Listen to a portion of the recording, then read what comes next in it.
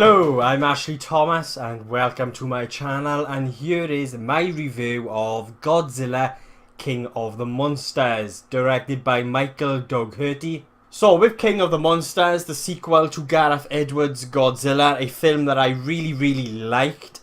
This time around we've got the humans relying on Godzilla to defeat King Ghidorah before King Ghidorah releases all of the other titans around the planet and destroys the world. So the humans are relying on Godzilla to defeat this threat. I want to start off with saying the special effects in this movie, the CGI is amazing. It's great. I love the look of the creatures, the monsters. The monsters looked absolutely beautiful. They look stunning. The designs of them, King Ghidorah looks amazing. I love the look and the design of Mothra. She was absolutely beautiful in this movie. I really dug the look of Rodan as well. All of the monsters, you know, King Ghidorah, Rodan, Mothra, Godzilla, they looked absolutely amazing. I just loved the design and how these creatures were utilized within the movie. They just looked amazing. They looked brilliant. And the effects were so good. You know, the special effects, the visual effects were so good that you actually believed that these creatures existed within this world, and you didn't once think, oh, that's just a CGI monster. A lot of detail had gone into the design of the creatures, and as a result really helped bring these creatures to life and give them their own distinct personality, you know, their own character. Like King Ghidorah, for example, the three heads all have different personalities. So yeah, when it comes to how these creatures were brought to life and utilized onto the screen within this story, I really dug. And so the action scenes in this movie, one word, epic. They are massive. They were amazing. I had so much fun watching these titans, these big monsters just clash, and it was an incredible amount of fun. The way the action was shot, I really dug as well. I really did like it. They were, you know, the action scenes were very intense. They gave me, you know, there was moments in which they gave me goosebumps and chills. Especially the build-up. Look at this really incredible, intense build-up before these monsters clash. And it's all, you know, this intense feeling is heightened, is helped by the incredible musical score by Ben McCreary, which I'm about to go into. But yeah, you get this really incredible, intense build-up before they clash, and when they do clash, it is just epic. It is massive, total destruction, and just the way in which it was handled, I thought it was shot very well. Like, a lot of it's in, you know, it's CGI, but the way in which it's sort of played out, I really dug. For what I will say, there were moments, like, what I really liked about Gareth Edwards' Godzilla was that sense of scale, the way in which he shot the movie. So a lot of the time it was from the sort of the view of the humans, and I really liked that, and you get that sort of sense of how big these creatures are. Now, they do achieve that within this movie to an extent. Not quite as well as Gareth Edwards did. Like, there are moments in which they sort of lose that, and it's sort of like you are just watching these big monsters clash. But then there are moments in which the way they shoot some of these scenes, it does give you that sort of sense of how big these creatures are. So there are those moments in there which Gareth Edwards did very well, but at times they sort of lose that. And so, but that it's one of those aspects that I really liked about the first Godzilla, which is not quite as consistent in this particular movie. Like, there is the odd couple of moments in which I was like, I really like the way they shot that particular moment. So you're watching it from the view of a human, and it sort of really just helps give you that sense of scale. And I felt like an 8-year-old. I was sort of transported back to when I was an 8-year-old, 9-year-old, watching the old Japanese Toho, you know, kaiju movies, the old Godzilla movies, the monster, you know, all of those, and on VHS, and that's what it did for me. It sort of transported me back to when I was a kid, and it felt great and nostalgic. And I felt like Michael Dougherty did a very good job in creating that same sort of atmosphere and vibe of those old Japanese Toho movies as well. I really do think that those hardcore fans out there that grew up and love those old kaiju movies are really gonna like this particular movie, because and it felt like that this movie was made with a lot of heart and passion, a lot of love in this. The way in which this movie was crafted and how these creatures were brought to life. There is a lot of heart. There's a lot of love within this movie, and you could just tell that Michael Dougherty is a massive fan of these movies. I think the people who are hardcore Godzilla fans, especially of those Toho movies, the classic Toho Japanese movies, are going to appreciate this movie a lot more. Now, I'm not really like an avid fan of those movies. Like, I grew up watching them and I really, really liked them, but I haven't visited them in years, and so, but at the same time, it reminded me of being that 8-year-old child when I watched one of those old classic Godzillas on VHS from the studio Toho. And so if it did that for me, I think those really hardcore fans are going to love this film. Now, I have to mention the score by Bear McCreary. It's an absolute stunning, grand score. It's majestic, it's beautiful, you've got this really sort of, like I said, it heightens a lot of the scenes. It helps heighten a lot of the atmosphere and the mood within moments for this movie, which, when it requires it, like emotional moments. The build up to, before these titans, these big monsters clash, is all helped heightened by Bear McCreary's score. You've got these sort of tribal chanting vocals, accompanied within the music, and it is great. It gave me goosebumps, it gave me chills. Actually, as I was writing the notes for this review, the song, the score, the musical score for this film has been playing over and over in my head, and I've just sort of been humming it out. It's that memorable. It is a really good score. I really liked it. I'd go far as sort of comparing it or putting it up there to the same level as John Williams' Jurassic Park theme.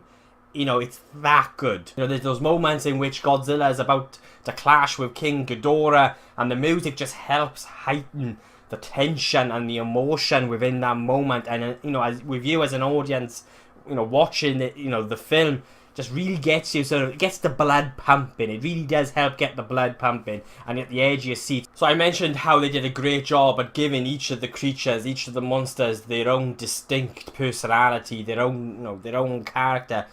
The same goes for the music. Bear McCreary does a really nice job at giving each of these monsters their own theme, their own musical score as well. And it's just beautiful, and I really dug that. And when it comes to the visuals in this movie, visually there are some stunning and beautiful moments. Like, there's this one moment in the trailer with King Ghidorah sort of just spreading its wings, and you've got the cross. And it was a beautiful shot in the trailer, but when you see that scene play out, it was even more awe-inspiring. It was like, wow, that is gorgeous. But it's also helped by just the way how that entire sort of scene plays out. It adds a lot more impact to it. It's not just like it's not as if Michael Dougherty was like, oh, do you know what, I'm going to stick this beautiful moment by you, and just because it looks beautiful. There is there is a lot behind that scene. So when it plays out and you see it happen, it sort of strikes fear into you almost. So, when it comes to the visuals in this film, I love the visual. The visuals are stunning. There are a lot of those moments. It's not just that moment that's in the trailer. There are a lot of moments like that which are like, wow. And it's like you're a 10-year-old or an 8-year-old kid again and watching one of these monster films, and it's amazing. So yeah, there's a lot to like about Godzilla, King of the Monsters. I really enjoyed it. I liked it. But it does have its problems, and so a lot of the problems that people have addressed already, I recognise them, but were they enough for me to really think that this is an absolute terrible disaster of a movie? No, because there were so many other elements which I've already listed off that worked, and I mention this all the time, when a film for me, a film truly works when it's able to transport you into this world and story that it's trying to tell. And for me, they did that. With Godzilla, King of the Monsters, it transported me into this world, and I was gone for 2 hours. Reality forgotten about. And when a film does that, for me, a film it's working. But it does have its problem, and the main problem for me was its characters. The characters were so weak and poorly written, and there was just no depth and incredibly underdeveloped. Like, you didn't really care for the characters, other than the fact that, like, for me personally, I actually quite liked the actors that were playing the characters, so that I think helped a little bit. So yeah, when it came to the human element of this movie, it failed. But what is this movie all about? It's about monsters. It's about Godzilla facing off against King Ghidorah and all of that, and it achieves that. It gives you that, and so on that level, it's satisfying. You go to these movies, you go to Godzilla to see Godzilla, but I do also want humans which I'm able to emotionally connect to and care about, and unfortunately, it did fail on that aspect. It failed on that level. You've got Kyle Chandler, who I really like as an actor, and you could see in this movie he's trying to give it all his best. He's trying to give it his best, but he is really struggling with the material that he's got to work with. The writing and the narrative in this movie is not the best, and so when it comes to the human element, they are really sort of trying to make the most and trying to make the best out of what they got. You can see that, and for me, Kyle Chandler was just, his character within this movie was just. It was like a plot device. His character was like, you may as well have just a plot device written on his head. It's almost as if they just, he's just a plot device like the rest of the characters to get the story to the next monster fight. The big next face-off between these titans. And so these characters are there just as a way to quickly move the plot forward. There is nothing much more to it, to the human element. Like Kyle Chandler's character, I mean, you don't really get to know him enough to really understand what he's able to do and what he's really sort of feeling, though it would be ignorant for me to say that his character, along with the other 2 main characters played by Viva Farmiga and Millie Bobby Brown, Millie Bobby Brown being the daughter of Viva Farmiga's and Kyle Chandler's characters, there is an attempt at this character arc and for this sort of emotional sort of story for these 3 main characters. There is an attempt at it, but it fails because of the underdevelopment of the characters, because the characters are so underdeveloped, and the movie could have actually done with less characters as well and had focused more on the 3 main characters. Like, there is a story there, and there is an attempt at creating this emotional story and character arc for these characters. But for me, it just didn't quite work as a result of there being not much of a focus on these characters and them being so incredibly underdeveloped. Like, I wanted to care for them because I liked the actors playing these characters, but it's not helped by the fact that these characters' motives are never really made 100% clear, and they constantly sort of change in direction in which the characters are going. Again, going back to me just feeling like they were just there to help the plot move along. It's like the villain, played by Charles Dance. It's like you never quite truly understand his motivations, and so as a result you don't really end up believing in the character. And it goes for all of the characters really. As okay as their performances are, I didn't really believe in any of the characters.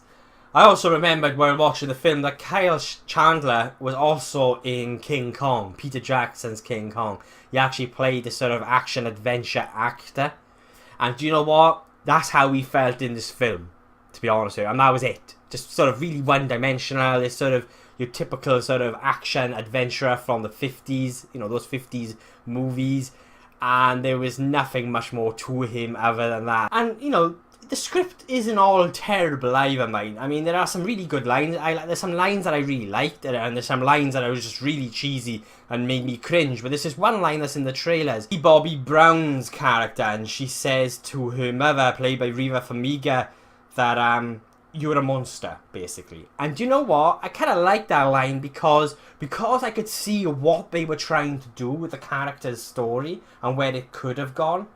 That line would have had a much more impact if they had achieved that with the characters. If they had given these characters a lot more depth and meaning, and you know, just to develop them a little bit more.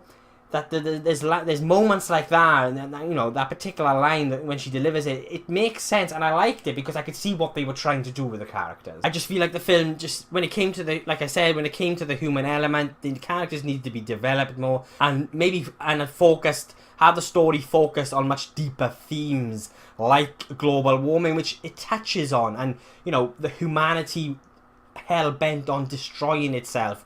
Those sort of themes I would have liked to have had a bit more focus on. They're in the movie, but sort of touched on. And so perhaps if they just, like I said, focused more on those characters, those themes, but had kept everything else, because everything else just worked. Like, you go to this film, like I said, to see, you know, Godzilla and the monsters, and on that level it achieved it, and it was great. It was a lot of fun. I ended up really enjoying this movie as a result. And the problems that I did have with the film when it came to the human element wasn't enough to really make this movie for me a total, you know, a disaster, because it wasn't. I really appreciated what Michael Dougherty did on how he crafted this movie when it came to, you know, showcasing, when it came to bringing these creatures to life on the screen, and how, you know, how the movie looked visually, the cinematography, the music, and I could just see what he was trying to do with the characters, but it just needed a bit more work. And so, like I said, the problems for me wasn't enough for me to hate this movie like a lot of people are. I don't love it either, but I had a good time with this film. I fucking enjoyed it. It was a really good time at the cinema. Like I said, it transported me into this world for 2 hours, and it was a blast. I had a really, really good time. I liked the film a lot. I didn't love it, but I did like it a lot. Great action, great monster action. Just the way it was shot was beautiful. Stunning visuals, a grand, beautiful score by Bear McCreary, which really does help heighten this movie when it comes to the tension and the emotion and the fear that these creatures, you know, are supposed to strike into you as a viewer, and these characters. The way these action scenes played out, a lot of them were incredibly intense, and the one scene where Rodan actually comes and he flies over that city, the way that entire scene played out was so intense. I really dug the way in which that scene was shot. You know, amazing special effects. I can't see why anyone wouldn't enjoy this movie, personally. Like I said, I really liked it. I really enjoyed it. I highly recommend it. It has got its problems. If you're going into this movie wanting to really care about the human element, about caring about the characters and their journey, then you are going to be disappointed. But with everything else, I mean, they just needed a little bit more work when it came to the characters and bringing these characters to life within this world. And they really struggled with that. Like they struggled with our, you know, with Gareth Edwards' Godzilla. That was one of Gareth Edwards' Godzilla's issues that I had with that particular movie, and that was the human element, and we've got the same year. But yeah, I really liked Godzilla King of the Monsters, and I will be giving Godzilla King of the Monsters a 7.5 out of 10.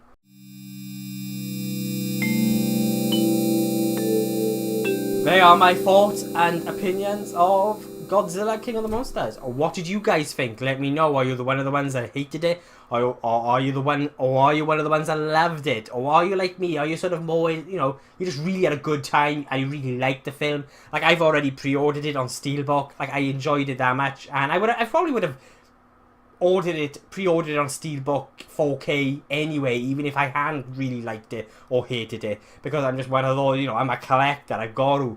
But no, it was a good time in the cinema. So please, let me know what you thought. Was it anything you agreed with or disagreed with what I said? Let me know below. And thank you so much for watching. I really do appreciate it. And remember, if you want to follow just a geek from Wales who likes to talk about film, TV and everything geeky, then why not hit subscribe?